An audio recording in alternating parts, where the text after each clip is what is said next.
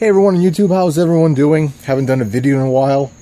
Right now I'm working on three projects total actually, all at the same time, sort of like taking turns as I do one, and there's a good stopping point while something is drying or something or just need to give my wrists a break, go on to something else.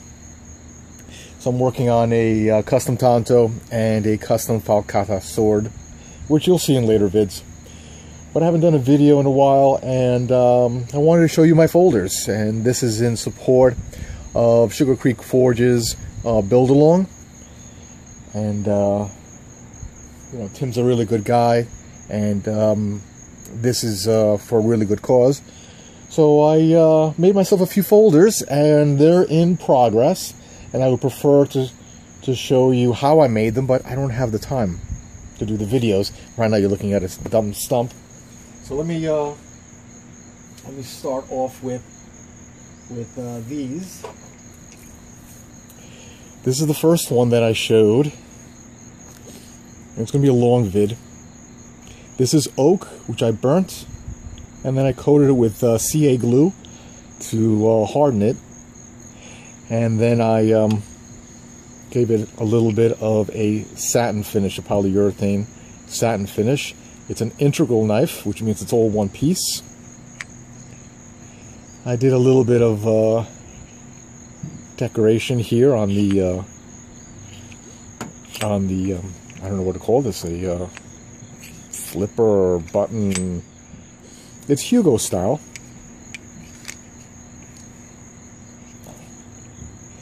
It's not heat treated. I didn't have the grime put in yet.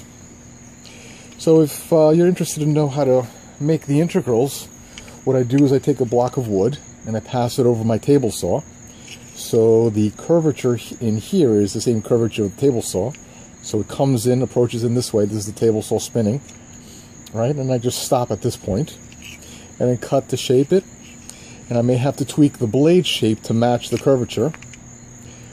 And I'll show you a few examples that when it's done right, the blade is not resting on the wood. Now this is oak, it's not a hard wood.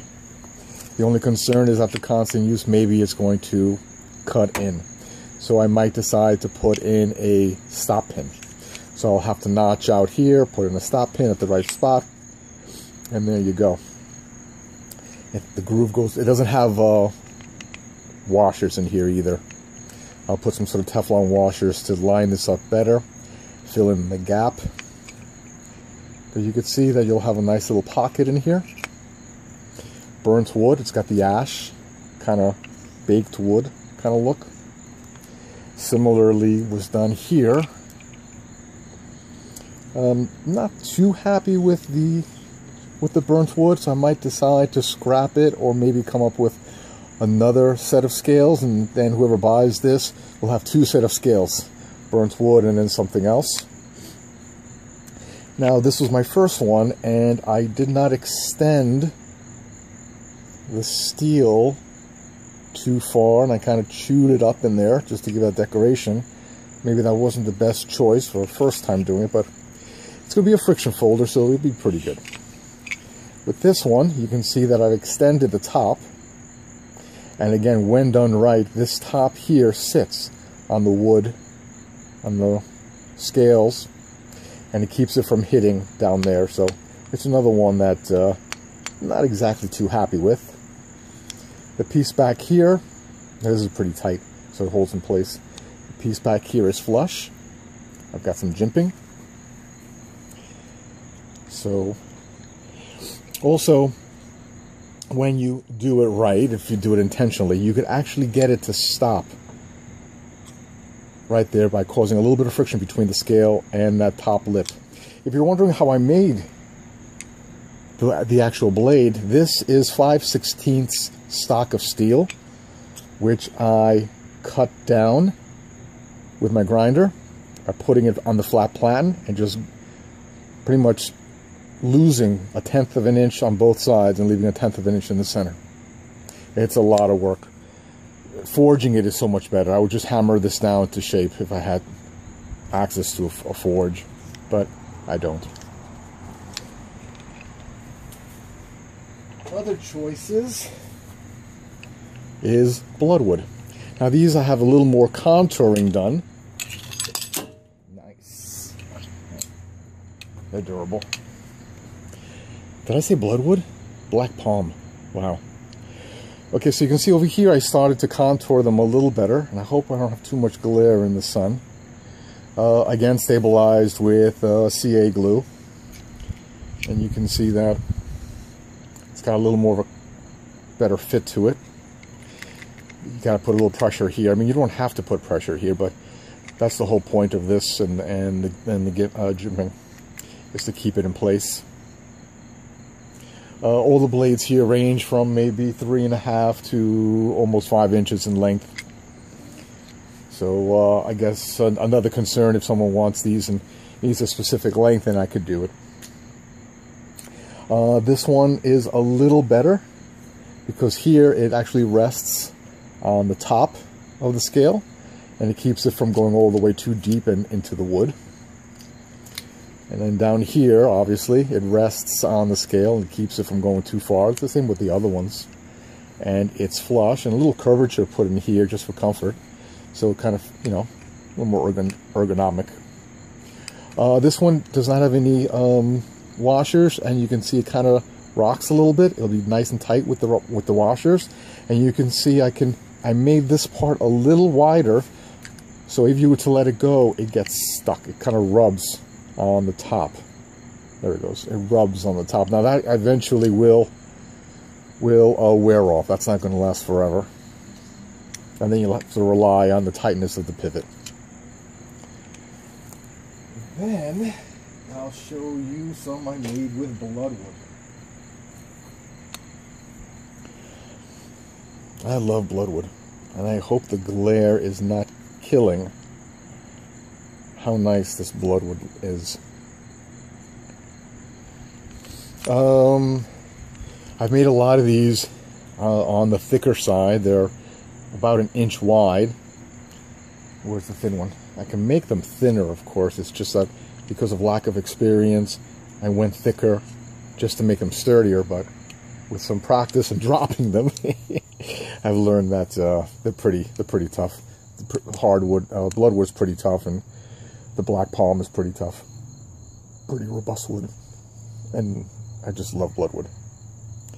Again, a little bit of decorative feature. When it comes back from a heat treat, I'll probably, this will end up all scaly, all scale brown or whatever. This one I cut a little too high, so it actually makes contact with the wood. Maybe a stop pin is required, but very ergonomic.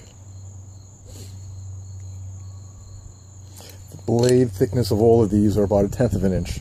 The width here varies. The widest ones would be 5/16, but some of them might be a little narrower. I may have taken them down a little bit. This is not the final pivot, and I will countersink the pivots. This is just to keep it in place for now, because I don't know what's going to happen after heat treat. Slightly larger model. This guy's about a 5-inch blade. Ergonomic. Again, all of these are integral, and like I said, this was one piece of bloodwood. I ran it over my circular saw, so there's a curved cut in here, and then the rest was just some, you know, simple shaping, and then a lot of hand sanding. And I don't think you're going to see in here. There's no way you're going to see in here. Nope. Then I thought I'd get a little funky with it. Again, it's an integral. That's where the blade stopped. Okay, we'll cover that.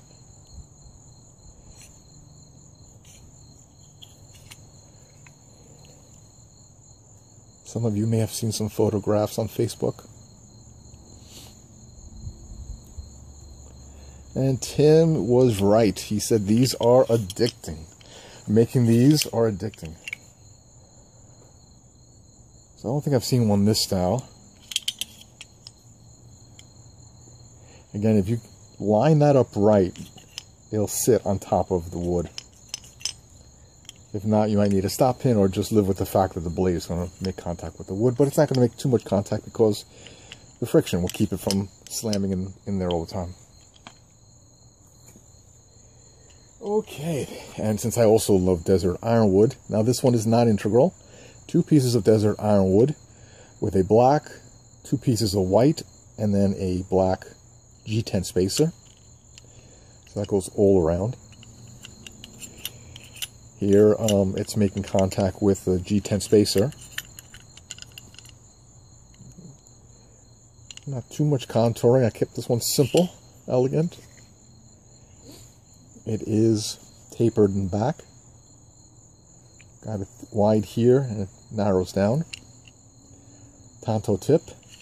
So inside the G10 is cut to mate with the tanto tip. So there's an angle in there.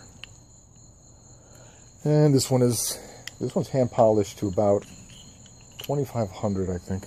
This one's almost done. And again, like I said, these are not the final pivots. They're not even, they're too big. 1/4-inch pivots is what I use. These are cheap pivots. Then with some ghost carbon fiber, here I went a little different. Here you can see that it's tight. It actually makes contact with the top. And I did this one right now. I don't know if it's going to show. I don't know if it's going to show, but you could actually see a gap underneath the blade when it's fully closed. Because I spaced it, I'm not too sure it's going to show. But if you hold this to the light, you can see light all the way down because it's not hitting the bottom. It makes contact up here, and that's your stop. And when you open it all the way, that's your other stop. I did countersink these. This is the final pivot, by the way. It's a different pivot. It's, I think, like 3/8. Warncliffe. Unidirectional carbon fiber. Integral.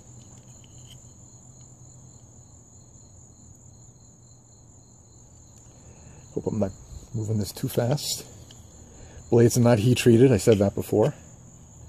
And they're all Yugo style. So here, if you do happen to let go, it's not going to close on you because it requires a little bit of effort, almost like a what do you call the ball bearing.